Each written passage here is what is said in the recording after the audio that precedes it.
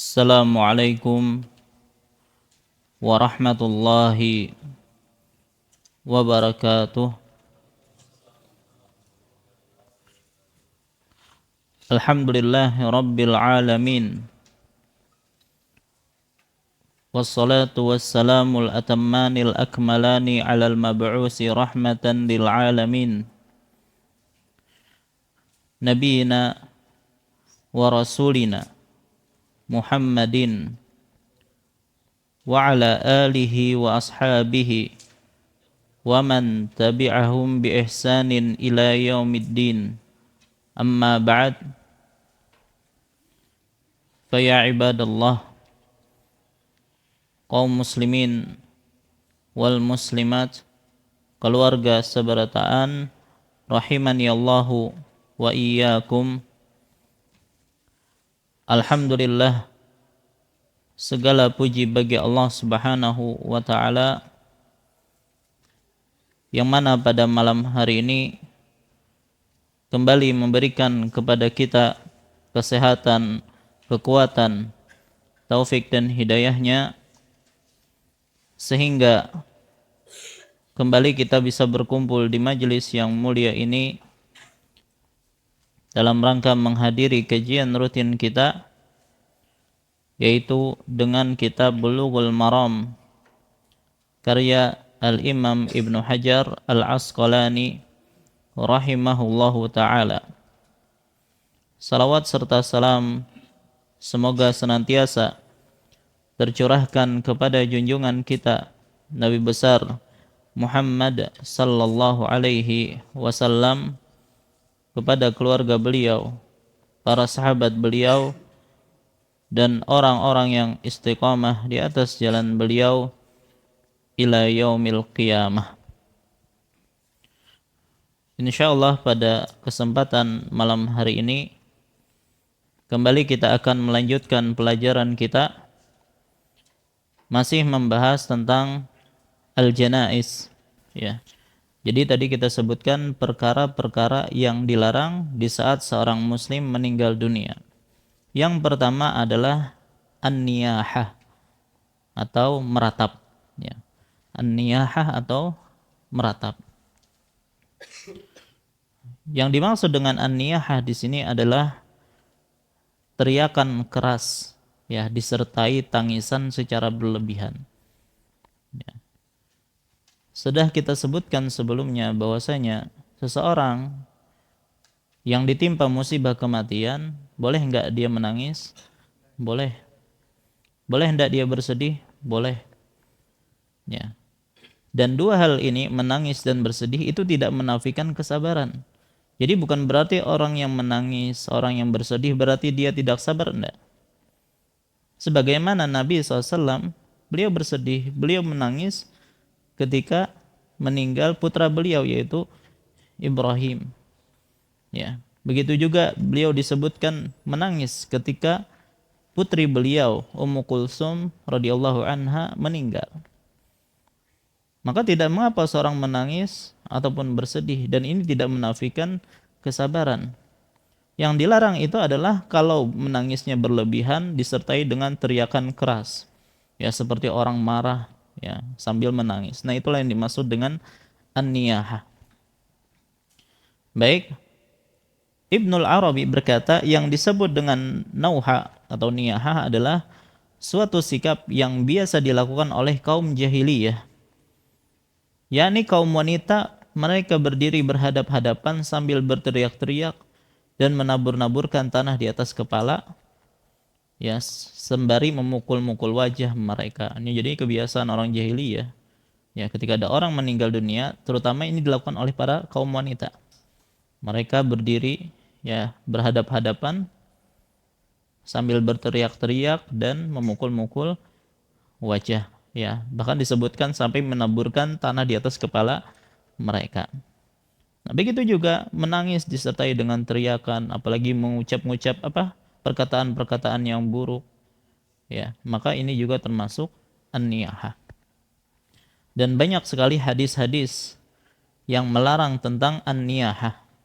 Di antaranya adalah sabda Nabi sallallahu alaihi wasallam, arba'un fi ummati min amril jahiliyah la yatrukunahu. Ada 4 kebiasaan jahiliyah yang masih terus berlangsung di kalangan umatku. Artinya tetap dilakukan oleh umatku, yaitu mereka tidak meninggalkannya. Yang pertama adalah al-fakhru bil ahsab. Al-fakhru fil ahsab, berbangga-bangga dengan kemuliaan leluhur, nenek moyang, ya, atau nasab mungkin. Maka kita katakan bahwasanya kemuliaan leluhur, ya, kemuliaan nasab seseorang itu tidak menjamin kebaikan orang tersebut dan tidak menjamin keselamatan orang tersebut. Nabi SAW mengatakan, "Waman batta'a bihi amaluhu lam yusri bihi nasabuhu." Barang siapa yang amalnya lambat, amalnya kurang, maka nasabnya yang mulia tersebut tidak akan bisa mempercepatnya. Ya, jadi hanya sebatas kemuliaan nasab dia, hanya sebatas ya kemuliaan nenek moyang dia, maka itu tidak bermanfaat kalau dia sendiri tidak beramal. Maka hadis ini mengajarkan bahwasanya yang menjadi patokan itu adalah amal perbuatan seseorang, bukan garis keturunan siapa atau status sosial dia. Jadi seorang tidak bisa mengandalkan kemuliaan nasabnya untuk mendapatkan kedudukan tinggi di hadapan Allah. Ya, kalau ternyata amalannya buruk, ibadahnya buruk. Sebagaimana orang yang tekun beramal, ya, dia rajin beribadah, akan mendapatkan kemuliaan terlepas keturunan dari mana? Ya, keturunan dari siapa? Ya, mau darah biru, ya, darah merah dan seterusnya. Ya, kalau dia amalnya baik, dia rajin beramal soleh, maka dialah yang akan mendapatkan kemuliaan di sisi Allah Subhanahu wa taala. Jadi yang pertama adalah di antara perkara jahiliyah yang tidak ditinggalkan oleh umat Nabi kita adalah pertama berbangga-bangga dengan kemuliaan leluhur. Yang kedua adalah watta'nu fil ansab, ya, dan juga mencela nasab atau mencela keturunan. Ya. Kemudian walistisqa'u bin nujumi, meminta hujan melalui ramalan bintang-bintang. Ya. Dan ini termasuk kesyirikan, ya, meminta hujan tapi dengan bintang.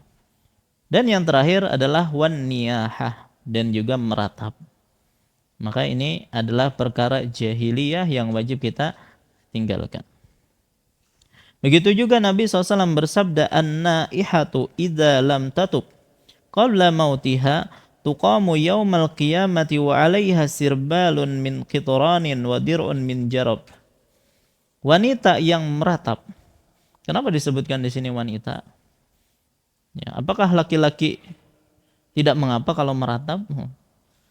Jawabannya enggak. Ya, disebutkan di sini karena yang biasa melakukan hal ini adalah kaum wanita. Bukan berarti laki-laki tidak terkena ancaman ini.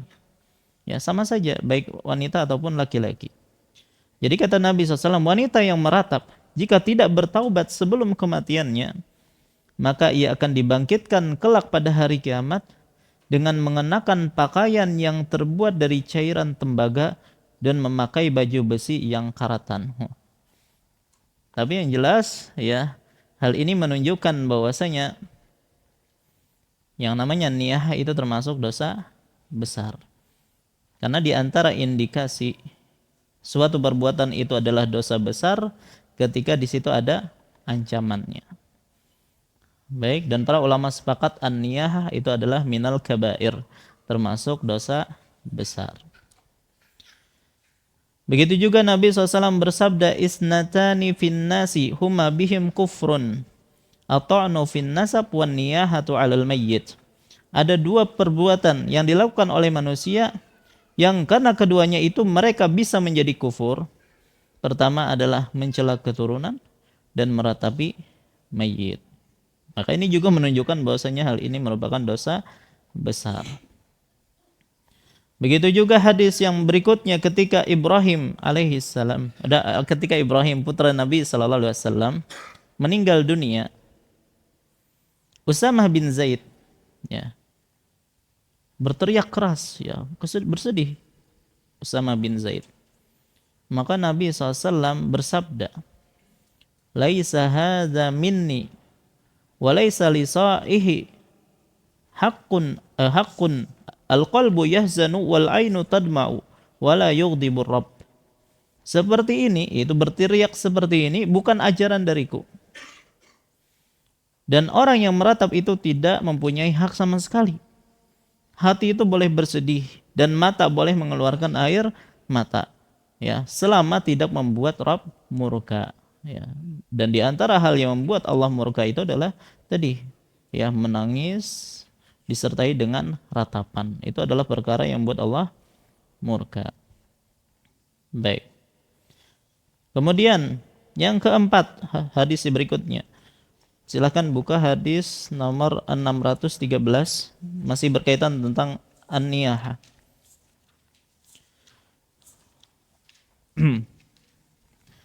Wa an Abi Sa'id Al-Khudri radhiyallahu an qala la'ana Rasulullah sallallahu alaihi wasallam an-naihata wal mustami'ata, akhrajahu Abu Dawud. Abu Sa'id Al-Khudri radhiyallahu anhu dia berkata, Rasulullah sallallahu alaihi wasallam melaknat wanita yang meratapi orang mati dan sengaja mendengarkannya. Hadis ini diriwayatkan oleh Abu Dawud, hanya saja dinyatakan dhaif oleh para ulama. Ya. Tapi walaupun hadisnya hadis yang dhaif, tetapi tetap saja yang namanya meratapi adalah dosa besar. Dan tidak boleh seseorang yang melihat orang meratap sengaja mendengarkannya. Ya. Maka kalau kita mendapati ada orang yang meratap, maka ada dua pilihan. Yang pertama, tegur, nasihati, ya, supaya orang tersebut berhenti. Kalau tidak mampu untuk menegurnya, maka tinggalkan, jauhi. Ya. Maka ini seperti majelis ghibah gitu ya. Ketika kita mendapati ada orang yang menggibah, ya, ada majelis menggibahi orang gitu ya, maka yang baik bagi kita apa? Menegur, menasihati, atau membelokkan pembicaraan supaya tidak lagi menggibahi orang. Kalau tidak mampu, maka jauhi majelis tersebut, jangan sampai terkena dosanya, karena ghibah termasuk dosa besar. Dan secara umum yang namanya majelis yang ada perbuatan maksiat di situ, maka wajib untuk ditinggalkan, wajib untuk dijauhi. Makanya di dalam surah An-Nisa ayat 140 Allah Subhanahu wa taala berfirman, "Wa qad nazzala 'alaikum fil kitab an idza sami'tum ayatillahi yukfaru biha wa yustahza'u biha fala taq'udu ma'ahum hatta yakhudu fi haditsin ghairihi innakum idzam misluhum." Innallaha jami'ul munafiqina wal kafirina fi jahannam jami'a. Dan sungguh Allah telah menurunkan ketentuan bagimu dalam kitab, yaitu Al-Quran, bahwa apabila kamu mendengar ayat-ayat Allah diingkari dan diperolok-olok oleh orang-orang kafir, maka janganlah kamu duduk bersama mereka, ya, sebelum mereka memasuki pembicaraan yang lain. Karena kalau engkau tetap duduk bersama mereka, tentulah kamu serupa dengan mereka, ya, sama aja dengan mereka. Seolah-olah engkau ridho dengan perbuatan mereka. Ya. Sungguh Allah akan mengumpulkan semua orang-orang yang munafik dan orang-orang kafir di neraka jahanam. Al-Imam Al-Qurtubi rahimahullah ketika menafsirkan ayat ini, kata beliau, "Fadalla hadza ala wujubi jitinabi ashabil ma'asi idza dhahara minhum munkar." Hal ini menunjukkan wajibnya menjauhi para pelaku maksiat jika kemungkaran telah tampak dari mereka. Lianna man lam yajtanibhum faqad radiya fi'lahum. Sebab siapapun yang tidak menjauhi mereka, berarti ia telah ridha atau setuju dengan perbuatan mereka. Faqulu man jalasa fi majlisi ma'siyatin wa lam yunkir alaihim yakunu ma'ahum fil wizri sawa. Maka setiap orang yang duduk di majelis maksiat namun tidak mengingkari mereka, ia akan mendapatkan dosa yang sama dengan mereka. wa yanbaghi ayyunkira 'alaihim idza takallamu bil ma'siyah wa 'amilu biha. Dan seyogianya ia mengingkari mereka jika mereka berbicara atau melakukan maksiat. Fa illam yaqdir, apabila tidak mampu ya alan nakir untuk mengingkari mereka, yang bagi ayyaquma anhum, maka seyogianya dia beranjak pergi dari mereka. Hatta la yakunu min ahli hadhil ayah, ya, agar tidak termasuk orang yang disebutkan dalam ayat tadi. Ya, nah inilah kaidah dalam masalah menemukan majelis maksiat di situ. Kalau tidak mampu untuk menegur, maka hendaknya dijauhi. Baik. Begitu juga di hadis berikutnya berkaitan tentang an-niyahah. Hadis berikutnya yaitu 614. Wa an Ummi Athiyyah radhiyallahu anha qalat akhadha alaina Rasulullah sallallahu alaihi wasallam alla nanuh, muttafaqun alaih. Dari Ummu Athiyyah radhiyallahu anha, dia berkata, Rasulullah sallallahu alaihi wasallam telah mengambil janji kepada kami, ya, ketika berbaiat, agar tidak meratapi kematian. Muttafaqun alaih. Dalam riwayat yang lain ada tambahan, fama wafat imra'atun illa Ummu Sulaim wa Ummul Ala wa ibnatu Abi Sabrah imra'atu Mu'adz atau ibnatu Abi Sabrah wa imra'atu Mu'adz. Jadi tadi kan Nabi SAW mengambil janji dari para wanita untuk tidak meratap. Maka kata Ummu Athiyyah, tidak ada seorang pun dari kami, yaitu para wanita, yang menepati hal tersebut kecuali beberapa orang, di antaranya adalah Ummu Sulaim, Ummu Ala, putri Abi Sabrah, istri Mu'adz, ya, atau putri Abu Sabrah dan istri Mu'adz. Yang jelas hanya beberapa wanita saja yang menepati janjinya kepada Nabi sallallahu alaihi wasallam. Nah, ini menunjukkan bahwasanya yang banyak melakukan hal ini, yaitu an-niyahah atau meratap, itu adalah kalangan wanita. Ya, bahkan juga di kalangan para sahabiyat tadi. Begitu juga hadis berikutnya 615. Wa an Ibnu Umar radhiyallahu anhuma 'anin Nabi sallallahu alaihi wasallam qala al-mayyitu yu'adzabu fi qabrihi bima niha alaihi, muttafaqun alaih. Dari Ibnu Umar radhiyallahu anhuma, dari Nabi sallallahu alaihi wasallam, beliau bersabda, mayit itu akan disiksa di dalam kuburnya karena diratapi. Muttafaqun alaih. Ya, begitu juga hadis berikutnya, walahuma nahuhu anil Mughirah bin Syu'bah, ya, sama dengan hadis sebelumnya. Begitu juga Rasulullah SAW bersabda, innal mayyita yu'adzabu bibukai ahlihi, sesungguhnya jenazah itu diazab disebabkan ratapan keluarganya. Dalam riwayat yang lain, al mayyitu yu'adzabu fi qabrihi bimaniha alaih, ya, sama dengan riwayat Ibnu Umar tadi. Kemudian dari Anas bin Malik radhiyallahu an, bahwasanya saat Umar Ibn Khattab radhiyallahu an ditikam, ya, oleh siapa? Abu Lu'lu al-Majusi, ya. Maka Hafsah radhiyallahu anha, siapa Hafsah? Putrinya Umar, ya, meratapi Umar. Waktu itu Umarnya belum meninggal, ya, cuman Hafsah sudah meratap, berteriak, ya. Maka Umar pun berkata, wahai Hafsah, tidakkah engkau mendengar Rasulullah sallallahu alaihi wasallam bersabda, al-mu'awwalu alaihi yu'adzab, orang yang diratapi itu diazab.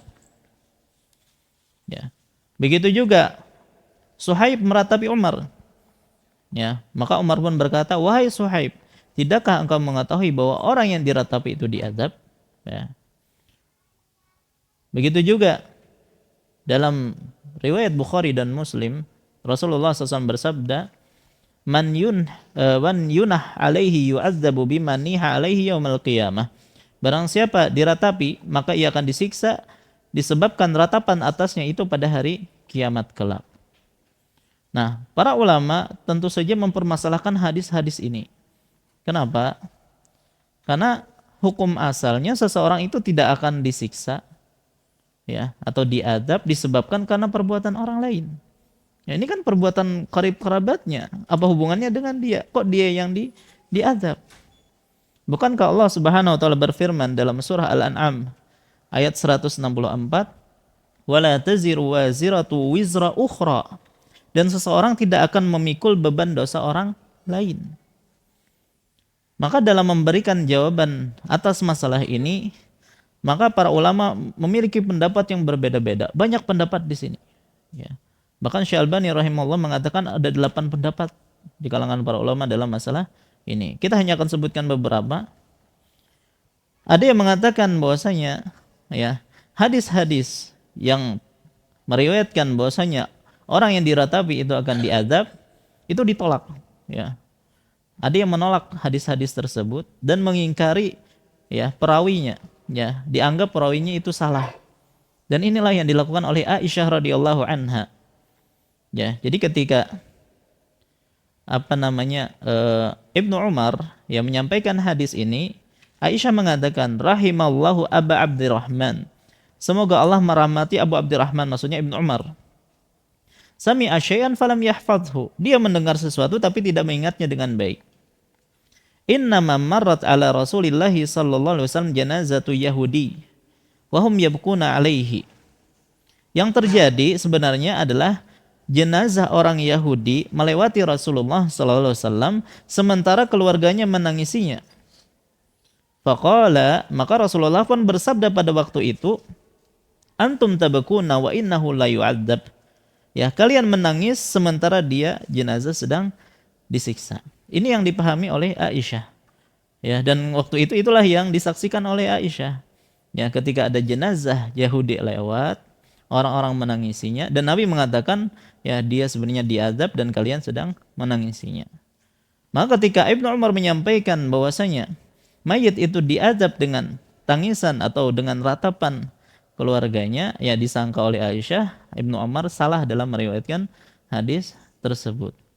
Ya, tapi ternyata ada selain Ibnu Umar yang meriwayatkan hadis tersebut. Berarti ya bantahan Aisyah itu keliru, ya, karena ternyata memang banyak riwayat yang menyatakan hal ini.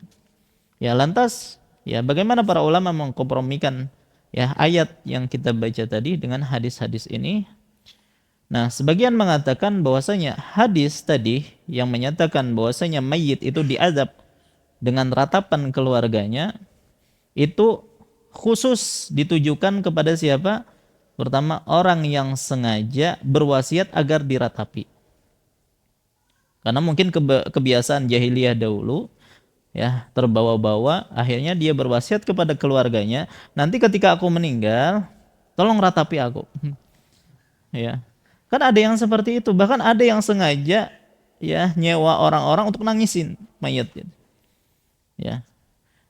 Tapi ini bukan dari Islam biasanya yang kayak gini. Ya, cuman ada yang seperti itu, yang sengaja nyewa orang untuk nangisi mayat. Maka ini jelas ya, kata mereka masuk ke dalam ancaman ini. Atau ya yang pertama, jadi menurut pendapat kedua ini orang-orang khusus. Pertama adalah orang yang sengaja berwasiat agar diratapi. Yang kedua adalah kepada orang yang tidak berwasiat agar tidak diratapi, padahal ia tahu bahwasanya orang-orang biasa mengerjakannya. Artinya di kampung tersebut itu terbiasa ketika ada orang meninggal itu diratapi. Dan kemungkinan besar kalau dia meninggal dan dia tidak berwasiat agar tidak diratapi. Maka ya sebagian para ulama mengatakan hadis ini ditujukan kepada orang-orang seperti ini. Ya, makanya Abdullah bin Ibnul Mubarak rahimahullah mengatakan, "Idza kana yanhahum fi hayatihi fa fa'alu syai'an min dzalika ba'da wafatihi lam yakun alaihi syai'." Jika si mayit ini telah melarang mereka untuk meratap semasa hidupnya, namun ketika dia meninggal mereka tetap melaksanakannya atau melakukannya, ya maka tidak ada dosa sedikit pun bagi dia. Baik, ini pendapat yang kedua. Pendapat yang ketiga menyatakan bahwasanya lafaz yu'adzab di sini, yu'adzab itu bukan berarti maksudnya adalah disiksa. Ya. Dihukum enggak, karena lafaz azab itu umum. Ya. Jadi maksud dari yu'adzab di sini merasa terganggu, merasa sakit ya dengan tangisan keluarganya. Dan dia dalam keadaan bersedih ketika mendengar keluarganya meratapinya. Ya, jadi maksud dari yu'adzab ini bukan berarti disiksa, enggak, tapi merasa terganggu, merasa sempit, ya. Baik, dan ini pendapat yang diambil oleh Muhammad bin Jarir At-Tabari, ya, begitu juga Syekhul Islam Ibnu Taimiyah dan Ibnul Qayyim dan yang lainnya. Karena lafaz dari hadis-hadis itu umum, ya. Kalau kedua tadi kan khusus untuk orang tadi yang berwasiat untuk diratapi atau yang tidak berwasiat agar tidak diratapi. Tapi hadisnya umum, tidak ada kekhususan seperti itu. Maka wallahu alam banyak para ulama yang mengambil pendapat yang ketiga. Maksud diadab di sini bukan berarti disiksa, enggak, tapi merasa terganggu, tersakiti, ya, merasa sempit dan seterusnya. Artinya yang mana keluarganya itu seharusnya berdoa untuk dia, malah diratapi dan itu mengganggu mayit, ya. Baik, makanya Nabi SAW mengatakan bahwasanya as-safaru qit'atun minal azab. Ya kada? Safar itu sepotong dari azab. Azab di sini maksudnya apa? Ya, bukan berarti disiksa, dihukum, enggak. Ya, maksud azab di sini adalah lelahnya, cemasnya, kan kayak itu, tidak nyaman ketika safar, itu yang maksud dengan azab. Maka begitu juga azab yang dimaksud dalam hadis-hadis yang tadi kita sebutkan. Baik, ala kulli hal, ya, bagaimana apapun pendapatnya, maka tetap tidak boleh bagi karib kerabat untuk melakukan an-niyahah atau meratap tadi. Dan banyak kerusakan yang ditimbulkan dari an-niyahah. Kita akan sebutkan beberapa. Jadi keburukan dari an-niyahah pertama adalah menjerumuskan pelakunya kepada dosa besar. Ya, menjerumuskan pelakunya pada dosa besar. Bahkan tadi kan hadis menyatakan bahwasanya dia dilaknat, walaupun hadisnya hadis yang dhaif. Yang kedua, di antara keburukan an-niyahah adalah hanya akan menambah kesusahan, kesedihan orang yang melakukannya. Jadi bukan bertambah gembira ketika an-niyahah, justru bertambah sedih. Ya, bertambah sesak dirinya. Baik. Kemudian yang ketiga di antara keburukan dari an-niyahah adalah perbuatan tersebut menunjukkan tidak ridha dengan takdir Allah Subhanahu wa taala. Ya, perbuatan tersebut menunjukkan tidak ridha dengan takdir Allah Subhanahu wa taala. Ya.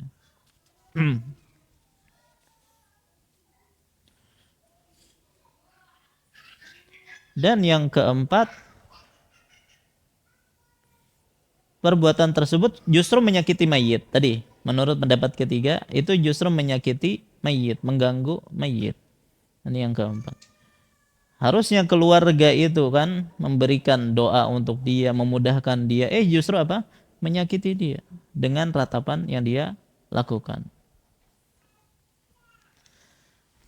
Dan yang kelima, an-niyahah tidak bisa mengubah takdir apa yang sudah terjadi. Ya. Jadi apa gunanya menangisi tadi? Toh tidak akan mengubah takdir Allah Subhanahu wa taala. Jadi orang yang sabarkah, tidak sabarkah, hal itu tidak bisa mengubah takdir Allah Subhanahu wa taala. Ya, malah rugi. Sudah dapat musibah, dapat dosa besar pula, ya kan? Mending bersabar, ya, yang mana dia akan mendapatkan pahala yang besar. Baik, jadi yang pertama, hal yang dilarang ketika seorang meninggal adalah an-niyahah. Baik, selesai berkaitan dengan an-niyahah. Yang kedua yang dilarang adalah memukul-mukul wajah. Memukul-mukul wajah itu gimana? Kada usah dipraktekkan. Baik. Yang ketiga, merobek-robek baju. Di sini diistilahkan wasyaqqal juyub. Juyub itu istilahnya adalah lubang leher ini loh. Ya, jadi ada baju, ada lubang lehernya, itu yang dirobek. Jadi kayak gitu ya mungkin ya. Dahulu kayak gitu ya. Baik. Jadi yang ketiga merobek-robek baju. Yang keempat menyeru dengan seruan jahiliyah. menyeru dengan seruan jahiliyah. Baik, tiga hal ini, memukul-mukul wajah, merobek-robek baju, menyeru dengan seruan jahiliyah, ya, ini berdasarkan sabda Nabi sallallahu alaihi wasallam, "Laisa minna man latamal khudud wa syaqqal juyub wa da'a bid'awal jahiliyah." Bukanlah termasuk golongan kami, yaitu orang-orang yang memukul-mukul pipi, merobek-robek baju, dan menyeru-nyeru dengan seruan jahiliyah. Nah, ini juga diantara indikasi bahwasanya perbuatan itu adalah dosa besar ketika dikatakan laisa minna, bukan termasuk golongan kami. Baik. Seruan jahiliyah itu maksudnya gimana? Ya, bisa berteriak-teriak dengan mengumpat-ngumpat, mencela-cela. Ya. Dan disebutkan di buku-buku itu bisa dengan ucapan wajabalah. Orang nggak tahu artinya wajabalah apa. Yang jelas itu ungkapan untuk kesedihan. Wa nasirah, wa kasiyah, yang seperti itu. Begitu juga ya wailah, celaka, ya, istilahnya gitu. Ya musibatah, ya. Pokoknya ada seruan-seruan khusus yang biasa dilakukan oleh orang-orang jahiliyah ketika mereka ditimpa musibah, dan ini dilarang semuanya. Maka begitu juga teriak-teriakan, ya, kemudian mengatakan hal-hal yang buruk, ya, sungguh celaka misalnya kan, sambil berteriak itu, sambil menangis, maka itu dilarang, dan itu termasuk dakwah al-jahiliyah. Baik. Kemudian di antara yang dilarang juga adalah yang kelima, adalah mencukur rambut disebabkan kematian seseorang. Ya. Jadi saking sedihnya dia ambil alat cukurnya, dia cukur itu rambutnya. Maka ini perkara yang diharamkan. Hal ini berdasarkan hadis Abu Burdah bin Abi Musa, ia berkata, Abu Musa pernah sakit keras. Ya, jadi Abu Burdah pernah sakit keras sampai dia pingsan, dan kepalanya sedang berada di pangkuan salah seorang istrinya. Maka hal ini membuat istrinya itu berteriak, ya. Tapi karena Abu Musa itu pingsan, ya, jadi tidak bisa menjawab atau mengatakan apapun kepada istrinya. Namun ketika dia siuman, ya, ketika dia sudah sadar, maka Abu Musa berkata, "Ana bari'un mimman bari'a minhu Rasulullah sallallahu alaihi wasallam." Ya, aku berlepas diri dari orang yang Rasulullah SAW berlepas diri darinya. Inna Rasulullah sallallahu alaihi wasallam bari'a minas saliqah wal haliqah wasyaqah. Sesungguhnya Rasulullah sallallahu alaihi wasallam berlepas diri dari wanita yang berteriak-teriak, yang mencukur rambut saat terkena musibah, dan yang merobek-robek pakaian. Nah, ini menunjukkan bahwasanya mencukur rambut itu juga dilarang. Baik. Kemudian yang keenam, di antara hal yang dilarang ketika seorang meninggal dunia adalah mengacak-ngacak rambut. Yang tadi langsung mencukur, kalau ini mengacak-ngacak rambut. Ya. Hal tersebut, ya, berdasarkan hadis seorang wanita, ya, yang termasuk kelompok yang wanita yang membaiat Nabi sallallahu alaihi wasallam. Tidak disebutkan siapa wanita tersebut. Yang jelas ia berkata, "Kana fima akhadha alaina Rasulullah sallallahu alaihi wasallam fil ma'ruf alladhi akhadha alaina." Ya, di antara perkara yang dibaiatkan, ya, kepada Rasulullah SAW untuk kami dalam urusan kebaikan supaya kami tidak melanggar baiat tersebut adalah alla nahmasya wajhan, ya, agar kami tidak memukul wajah, wala nad'u wailan, dan tidak berteriak-teriak menyuarakan kecelakaan, wala nasyukku jaiban, dan tidak merobek pakaian, wala nansyura sya'ran, dan tidak mengacak-ngacak rambut. Ya, maka ini menunjukkan bahwasanya mengacak-ngacak rambut, ya, itu juga hal yang dilarang ketika seorang mendapatkan musibah kematian. Baik, sepertinya sudah Isya. Insyaallah kita lanjut setelah salat. Wallahu taala alam wa sallallahu ala nabiyina Muhammad wa ala alihi washabihi wasallam. Assalamualaikum warahmatullahi wabarakatuh. Alhamdulillahi wahdah. Wassalatu wassalamu ala man la nabiyya ba'dah. Nabiyina wa rasulina Muhammad ibn Abdullah wa ala alihi wa ashabihi wa man walah, amma ba'd. Fa insyaallah kita lanjutkan kembali. Tadi telah kita sebutkan 6 larangan ketika seseorang meninggal dunia, ya. Tadi yang terakhir adalah mengacak-ngacak rambut. Adapun yang ketujuh, hal yang dilarang ketika seseorang meninggal dunia adalah membiarkan jenggot atau memanjangkan jenggot ketika berkabung, namun mencukurnya kembali seusai berkabung. Jadi memelihara jenggotnya itu pas berkabung saja gitu. Ada sebagian seperti itu. Jadi ketika dia berkabung, bersedih, dia membiarkan jenggotnya itu panjang. Namun selesai berkabung justru dia cukur kembali. Ya, jadi memelihara jenggotnya hanya beberapa waktu saja sebagai wujud rasa sedih atas kematian orang yang dia cintai. Ya. Padahal yang namanya memanjangkan atau memelihara jenggot itu merupakan sesuatu yang wajib.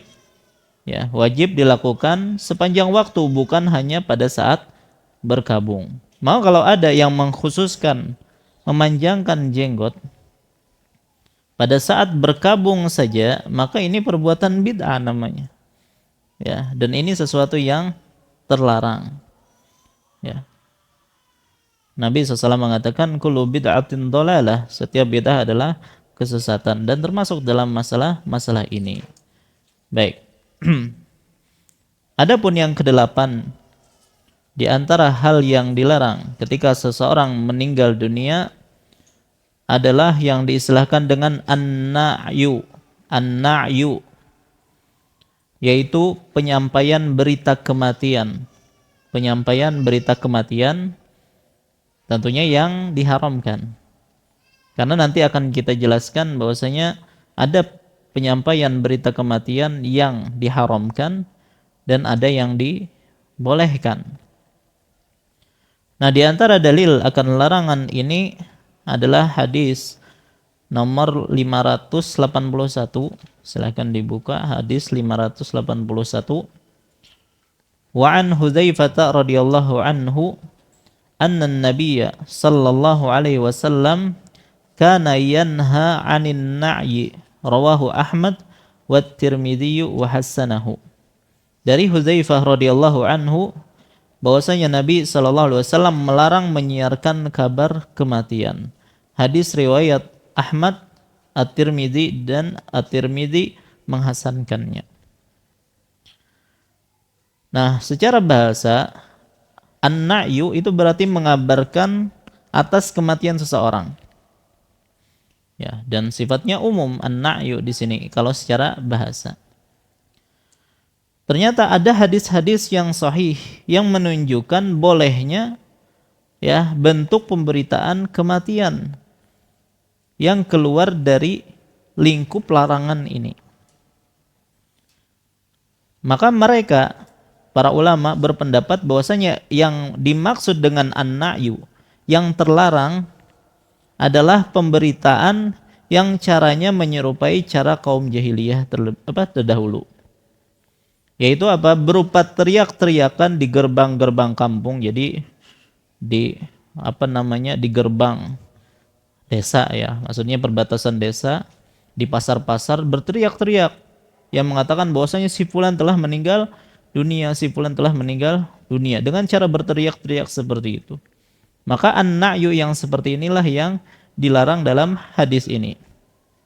Makanya Al-Hafidz Ibnu Hajar rahimahullah berkata, maksudnya yaitu cara penyampaian berita kematian yang dilakukan oleh orang-orang jahiliyah, yang mana mereka biasanya mengutus seseorang supaya mengumumkan berita kematian ya di pintu-pintu gerbang kampung, di pasar-pasar, atau orang tersebut naik di atas kendaraan lalu berteriak-teriak memberitahukan kematiannya ya di tengah banyak orang.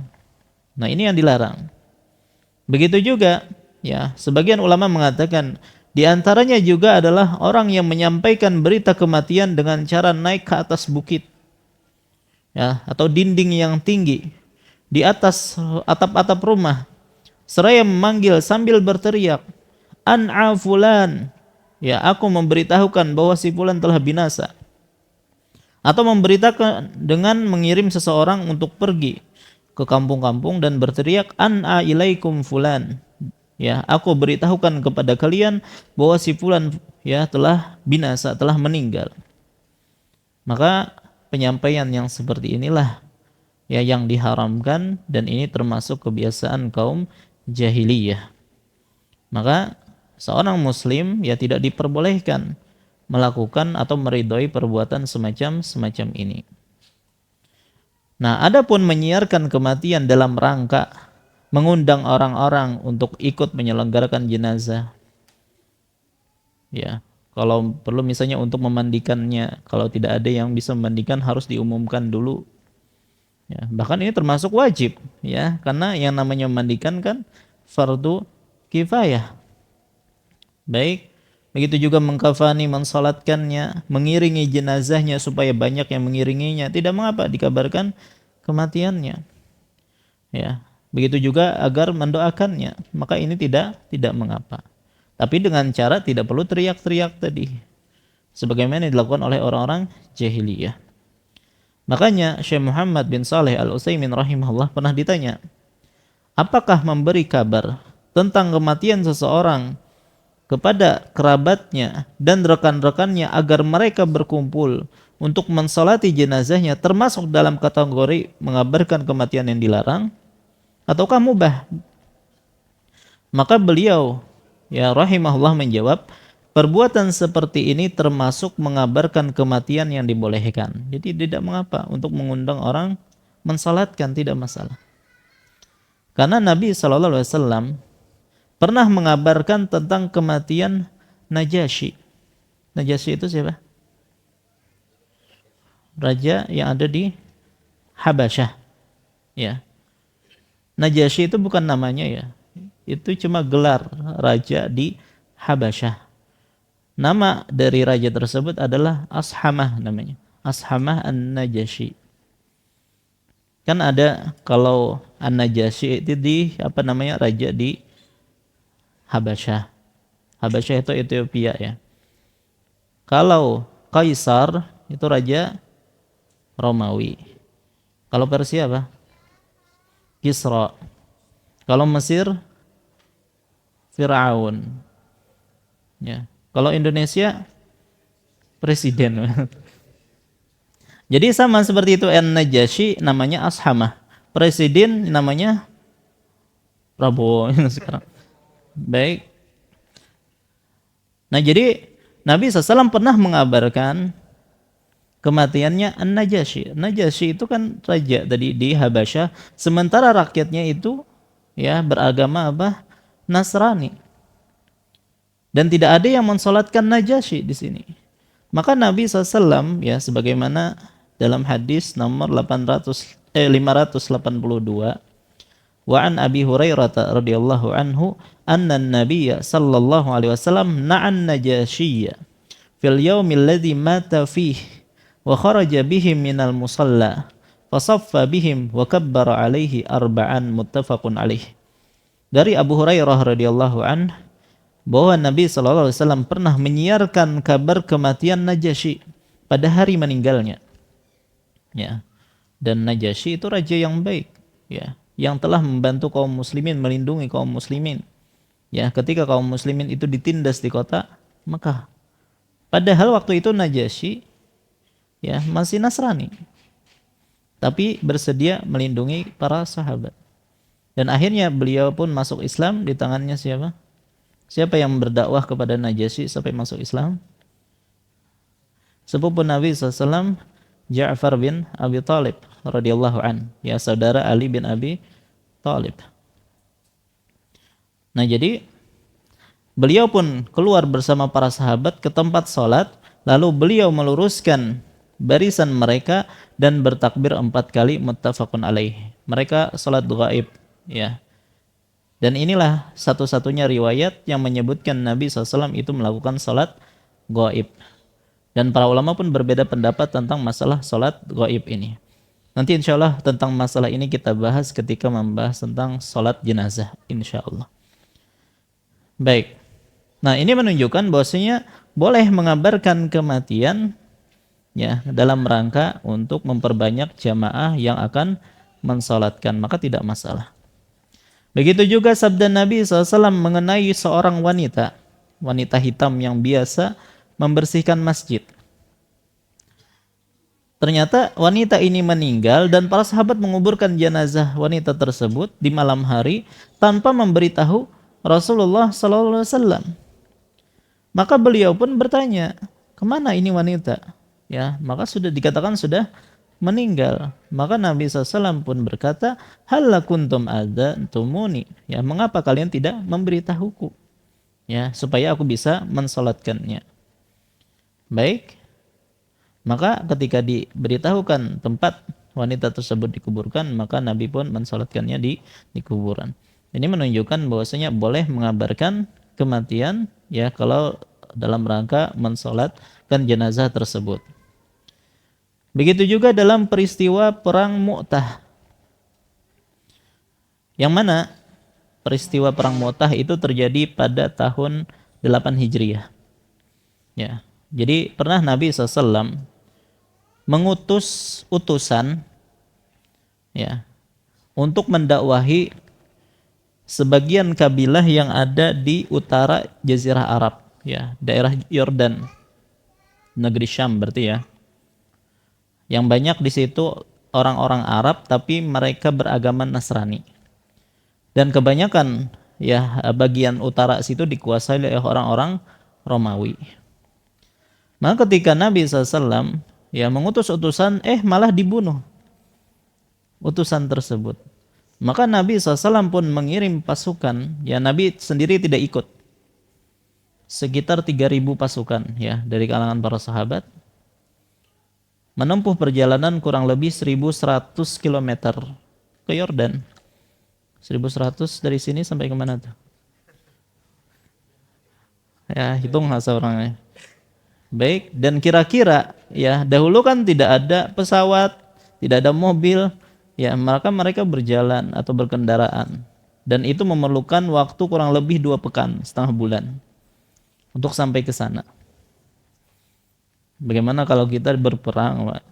Menempuh perjalanan 2 bulan, setengah bulan, 2 minggu, sudah game duluan, belum berperangnya. Baik. Nah, sampai di sana ternyata para sahabat kaget. Ternyata yang dihadapi itu, ya, pertama 100.000 pasukan dari Romawi, ternyata Romawi ikut campur di situ. Dan juga 100.000 dari orang-orang Arab. Jadi yang dihadapi adalah 200.000 pasukan. Sementara pasukan kaum muslimin berapa? 3.000. Hampir 70 kali lipatnya. Maka para sahabat pun bingung, apa yang harus kita lakukan? Sebagian mengatakan, ayo kita kirim utusan kepada Rasulullah. Lalu mereka berpikir, kalau berjalan saja ke Madinah memerlukan berapa tadi? 2 pekan, setengah bulan, sampai balik lagi berapa? 1 bulan. Gak mungkin menunggu selama itu, ya, sementara pasukan banyak di hadapan. Ya. Begitu juga ada yang mengatakan, bagaimana kita balik saja?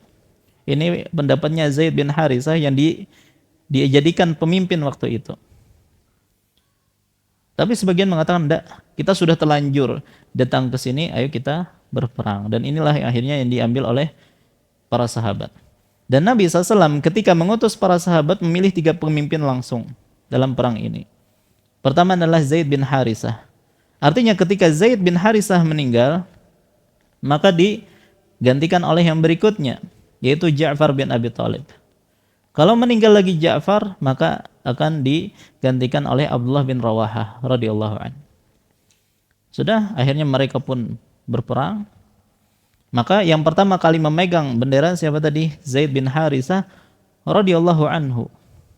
Ya, maka beliau berperang ya dengan sangat luar biasa, dengan keberanian yang luar biasa.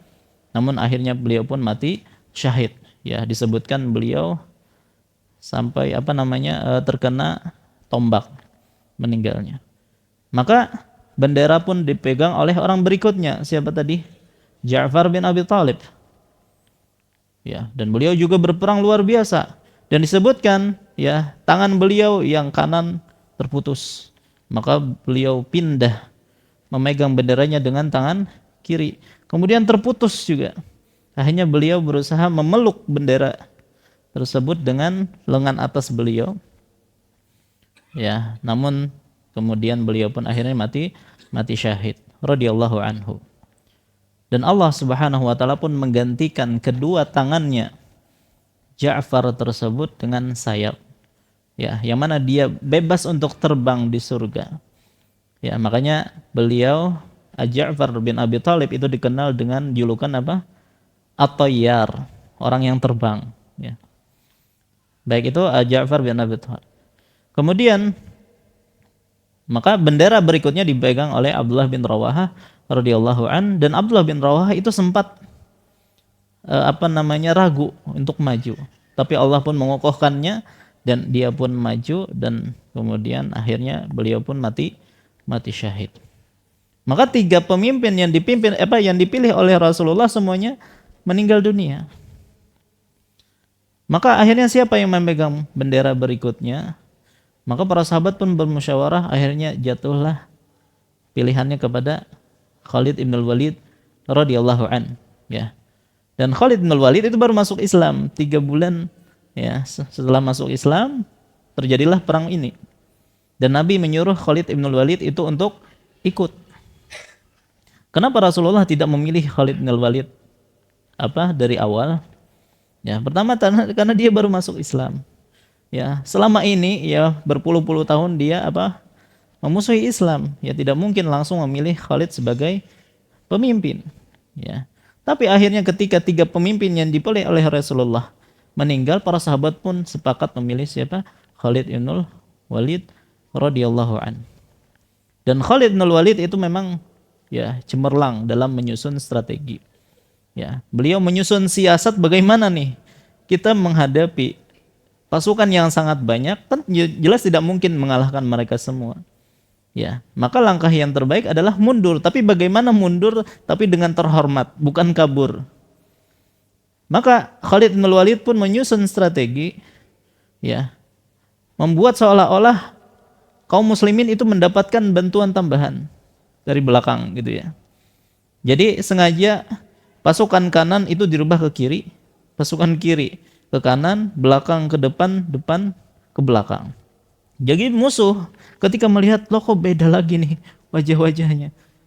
Jangan-jangan ini pasukan yang baru, padahal mereka itu aja. Ya, begitu juga disebutkan kuda-kuda itu sengaja dibikin gelisah ya. Dibikin rame, jadi kayak debu berterbangan seolah-olah ada pasukan tambahan. Maka ketika mereka berperang, maka Khalid bin Walid mulai menarik pasukan mundur, seolah-olah ingin menyusul pasukan yang di belakang. Maka orang-orang Romawi pun tidak mau mengikuti karena khawatir banyak pasukan di belakang. Padahal itu mundur tuh. Ya, ketika mereka mundur, orang-orang Romawi tidak mau mengikuti, dan mereka pun kembali ke kota Madinah. Baik, para ulama berbeda pendapat apakah kaum muslimin itu menang ataukah kalah. Ya. Maka banyak para ulama mengatakan mereka menang. Kenapa? Karena yang terbunuh dari kalangan kaum muslimin ini hanya sekitar 10 sampai 12 orang saja. Sementara dari orang-orang Romawi itu tidak terhitung jumlahnya. Dan orang-orang musyrik Quraisy tidak mencela kaum muslimin ketika mereka mundur. Ya, dan Nabi SAW mengatakan bahwasanya ya perang Mu'tah ini disebut dengan Fath, ya, atau kemenangan. Ya, ini menunjukkan bahwasanya kaum muslimin mendapatkan kemenangan. Ya. Nah, itulah Khalid ibn Walid yang dikenal dengan Saifullah, ya, pedang pedang Allah. Dan disebutkan beliau mematahkan berapa? 9 pedang dalam perang Mu'tah. Ya. Kalau kita gimana tuh, Pak? Bukan pedangnya yang patah, tangannya yang patah. Baik. Baik, nah berkaitan masalah ini, ya. Ini kalau sudah masuk sirah ya kayak gini nih. Baik, kata Nabi SAW, ya. Jadi ketika para sahabat 3 orang pemimpin tadi terbunuh, Nabi SAW di Madinah, ya. Dan tidak ada kabar sampai ke Madinah pada waktu itu kan. Tapi Nabi SAW akhirnya naik ke atas mimbar dan mengabarkan apa yang terjadi dalam peperangan. Ya, sebelum kabar itu sampai kepada orang-orang di Madinah. Baik. Nah, dan ini tidak mungkin kecuali dari wahyu dari Allah Subhanahu wa taala. Maka Nabi SAW pun berkata kepada para sahabatnya, "Ala ukhbirukum an jaishikum hadzal ghazi. Innahum intalaqu hatta laqul adu." Ya. Maukah aku beritakan kepada kalian tentara kalian, ya, atau para pejuang kalian ini? Sesungguhnya mereka pergi untuk bertemu musuh. Ya, fa usiba Zaidun syahidan. Sampai akhirnya Zaid itu mati syahid. Fastaghfiru lahu. Maka mintakanlah ampun untuk Zaid. Kemudian bendera pun diambil oleh Ja'far bin Abi Thalib. Ya, kemudian dia pun meninggal dalam keadaan mati syahid. Dan disebutkan Ja'far, ya, ketika meninggal itu ditemukan sekitar 90 luka.